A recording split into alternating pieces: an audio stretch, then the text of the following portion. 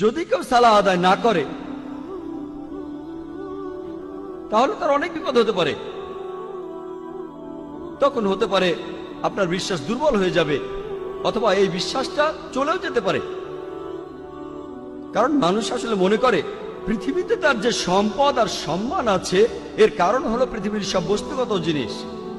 এভাবে সে আল্লাহ সুবহানাহু ওয়া তাআলার কাছ থেকে দূরে সরে যায়। এই নিয়ম শৃঙ্খলার অভাবেই সে আল্লাহ সুবহানাহু ওয়া তাআলা থেকে দূরে সরে যায়। পৃথিবীর বিভিন্ন জিনিসের মোহ থাকলে, বস্তুগত জিনিসের, তাহলে সম্ভাবনা থাকে যে সে অন্যায় কাজ করবে। এভাবে সে সিরাতাল মুস্তাকিম থেকে দূরে সরে যাবে, সরল পথ থেকে। মনের ভেতরে তখন শান্তিও থাকবে না। আপনার কাছে যে পরিমাণ সম্পত্তি থাকুক না কেন, এই সম্পদ আপনাকে শান্তি দিতে পারবে না।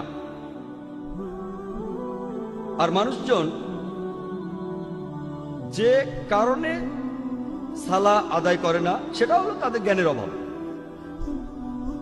পবিত্র কোরআন বলছে, সূরা ইমরানের 185 নম্বর আয়াতে উল্লেখ করা হয়েছে, কুল্লু নাফসিন যায়কাতুল মাউত, প্রত্যেক জীবকে মৃত্যু স্বাদ গ্রহণ করতে হবে এবং কিয়ামতের দিন তোমাদেরকে তোমাদের কর্মফল পূর্ণ মাত্রায় দেওয়া হবে এবং যাকে দোজখের আগুন থেকে দূরে রাখা হবে আর যাকে জান্নাতে দাখিল করা হবে সেই হবে এই দুনিয়ার উদ্দেশ্য পূরণে সফলকাম। কারণ নিশ্চয়ই এই পার্থিব জীবন একটা ছলনাময়, ভোগ ব্যতীত কিছুই নয়। সালাহ আদায় করলে অনেক উপকৃত হবেন। সালাহ একটা জীবন দর্শন। সালাহ আপনার আত্মিক অবস্থানকে উন্নত করবে, পাশাপাশি শারীরিকভাবে উপকৃত হবেন। সালাহ আপনার বিশ্বাসকে বাড়িয়ে দেয়, আপনার বিশ্বাসকে শক্তিশালী করে। পবিত্র কোরআনে সূরা আনফালের 2 নম্বর আয়াতে উল্লেখ করা হয়েছে যে সত্যিকারের বিশ্বাসী তারাই যাদের হৃদয় কম্পিত হয় যখন আল্লাহকে স্মরণ করা হয় আর যখন আল্লাহর আয়াত পাঠ করা হয়। এটা তাদের ঈমান বৃদ্ধি করে এবং তারা তাদের প্রতিপালকের উপরে নির্ভর করে। পবিত্র কোরআন বলছে, সূরা ফাতিহার 5 থেকে 7 নম্বর আয়াতে উল্লেখ করা হয়েছে, ইয়াকা না'বুদু ওয়া ইয়াকা নাস্তাঈন, আমরা তোমারই ইবাদত করি, তোমারই সাহায্য প্রার্থনা করি। ইহদিনাস সিরাতাল মুস্তাকিম সিরাতাল লাযিনা আন'আমতা আলাইহিম গায়রিল মাগদুবি আলাইহিম ওয়ালাদ-দাল্লিন, আমাদের সরল পথ দেখাও, তাদের পথ যাদের তুমি অনুগ্রহ দান করেছো, তাদের পথ নয় যারা ক্রোধ নিপতিত, যারা পথভ্রষ্ট। এতে আপনার জীবনের শৃঙ্খলা বাড়বে। সত্যিকারের মুসলিম সে তার দিন শুরু করে ফজরের সালাহ আদায় করার মাধ্যমে। আর ফজরের সালার সময় মুয়াজ্জিন আজান দেওয়ার সময় বলেন, আসসালাতু খায়রুম মিনান নাওম, যে ঘুম অপেক্ষা সালাহ উত্তম, ঘুমিয়ে থাকার চেয়ে নামাজ পড়া উত্তম। একজন সত্যিকারের মুসলিম দিনের মাঝখানে সালাহ আদায় করে আর সে তার দিন শেষ করে এশার সালাহ দিয়ে ঘুমাতে যাওয়ার আগে। সালাহ এছাড়াও সামাজিক অবস্থান উন্নত করে।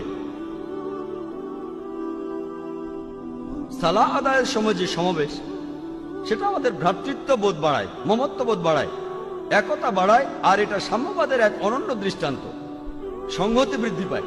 সালাহ আদায় করতে গিয়ে সবাই একত্রিত হয় আর তাদের মধ্যে ভালোবাসার বন্ধন জোরদার হয়। পবিত্র কোরআনে সূরা হুজুরাতের 13 নম্বর আয়াতে উল্লেখ করা হয়েছে, ইয়া আইয়ুহান নাসু ইন্না খালাকনাকুম মিন যাকরিন ওয়া উনসা ওয়া জাআলনাকুম শুউবান ওয়া কাবাইলা লিতাআরাফু ইন্না আকরামাকুম ইনদাল্লাহি আতকাকুম ইন্নাল্লাহা আলিমুন খাবীর।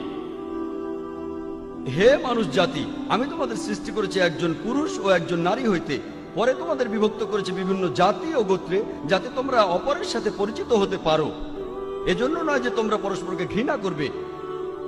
আর তোমাদের মধ্যে আল্লাহর কাছে সেই ব্যক্তি অধিক মর্যাদা সম্পন্ন যে তোমাদের মধ্যে অধিক মুত্তাকি, অধিক ন্যায়পরায়ণ। নিশ্চয়ই আল্লাহ সকল কিছু জানেন, সমস্ত খবর রাখেন। আল্লাহ সুবহানাহু ওয়া তাআলা আমাদের যেটা দিয়ে বিচার করবেন সেটা গোত্র নয়, বর্ণ নয়, ধর্মবিশ্বাস নয়, সম্পদ নয়, লিঙ্গ নয়, সেটা হলো তাকওয়া, অর্থাৎ ন্যায়পরায়ণতা, আল্লাহকে মেনে চলা এবং ধার্মিকতা। পবিত্র কোরআনে সূরা হুমাজার 1 নম্বর আয়াতে উল্লেখ করা হয়েছে, ওয়াইলুল লিকুল্লি হুমাজাতিল লুমাজা, দুর্ভোগ তাদের যারা সামনে ও পেছনে মানুষের নিন্দা করে থাকে। সালাহ আমাদেরকে বিরত রাখে মানুষের নিন্দা করা থেকে। পবিত্র কোরআনে সূরা হুজুরাতের 11 নম্বর ও 12 নম্বর আয়াতে উল্লেখ করা আছে, ইয়া আইয়ুহাল্লাযিনা আমানু, হে মুমিনগণ, তোমাদের মধ্যে কোনো পুরুষ যেন অপর কোনো পুরুষকে উপহাস না করে, কেননা যাকে উপহাস করা হয় সে উপহাসকারী অপেক্ষা উত্তম হতে পারে। কোন নারী অপর নারীকে যেন উপহাস না করে, কেননা যাকে উপহাস করা হয় সে উপহাসকারী অপেক্ষা উত্তম হতে পারে। একে অপরের প্রতি তোমরা দোষারোপ করো না এবং তোমরা একে অপরকে মন্দ নামে ডেকো না। ইয়া আইয়ুহাল্লাযিনা আমানু, হে মুমিনগণ, তোমরা অনুমান হতে দূরে থাকো, কারণ অনুমান কোনো কোনো ক্ষেত্রে পাপ। একে অপরের গোপনীয় বিষয় সন্ধান করো না এবং একে অপরের পশ্চাতে নিন্দা করো না, পেছন থেকে নিন্দা করো না। তোমাদের মধ্যে কি কেউ তার মৃত ভাইয়ের গোশত খেতে চাইবে? পবিত্র কোরআন বলছে, যদি পেছন থেকে নিন্দা করেন তাহলে আপনি যেন আপনার মৃত ভাইয়ের গোশত খাচ্ছেন, কারণ মৃত ভাইয়ের গোশত খাওয়া হলো দ্বিগুণ অপরাধ। খাদ্য হিসেবে মানুষের গোশত খাওয়া একটা অপরাধ। এমনকি ক্যানিবালরা যারা মানুষের গোশত খায় তারাও কখনো তাদের মৃত ভাইয়ের গোশত খায় না।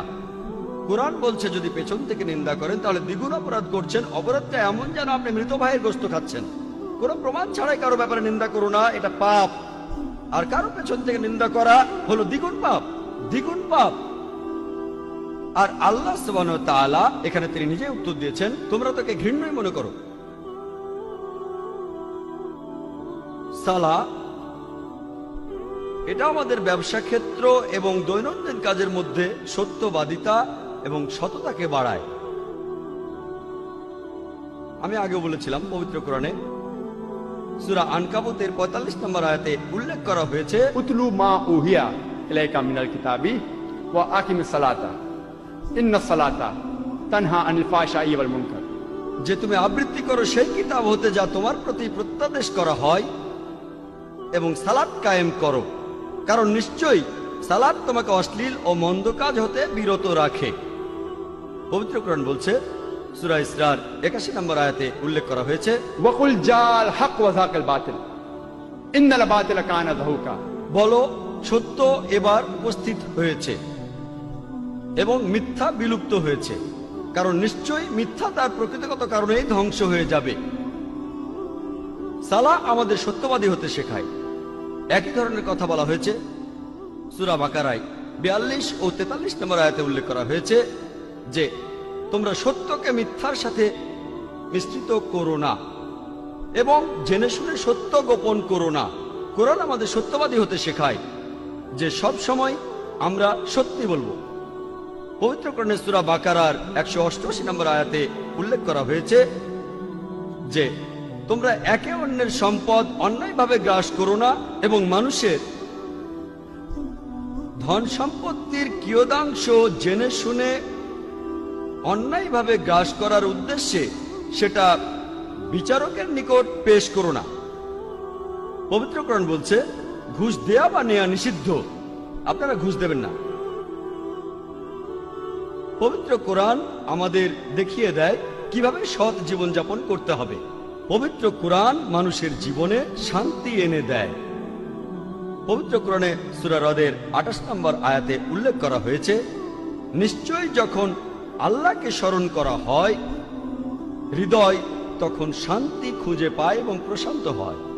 যখন আল্লাহকে স্মরণ করবেন, যখন সালাহ আদায় করবেন, আপনি তখন খুবই শান্তিতে থাকবেন, আপনার হৃদয় প্রশান্ত হবে। সালাহ হলো আল্লাহ তাআলার সাথে যোগাযোগের সবচেয়ে শ্রেষ্ঠ উপায়। পবিত্র কোরআনে সূরা বাকারার 153 নম্বর আয়াতে উল্লেখ করা হয়েছে, ইয়া আইয়ুহাল্লাযীনা আমানুস্তাঈনু বিস-সাবরি ওয়াস-সালাহ, হে মুমিনগণ, ধৈর্য ও সালাতের মাধ্যমে তোমরা আল্লাহর সাহায্য প্রার্থনা করো। ইন্নাল্লাহা মা সাবরিন, আর নিশ্চয়ই আল্লাহ সুবহানাহু ওয়া তাআলা ধৈর্যশীলদের সাথে আছেন। আল্লাহ বলছেন ইন্নাল্লাহা মা সাবরিন, আর নিশ্চয়ই আল্লাহ তাআলা ধৈর্যশীলদের সাথে আছেন।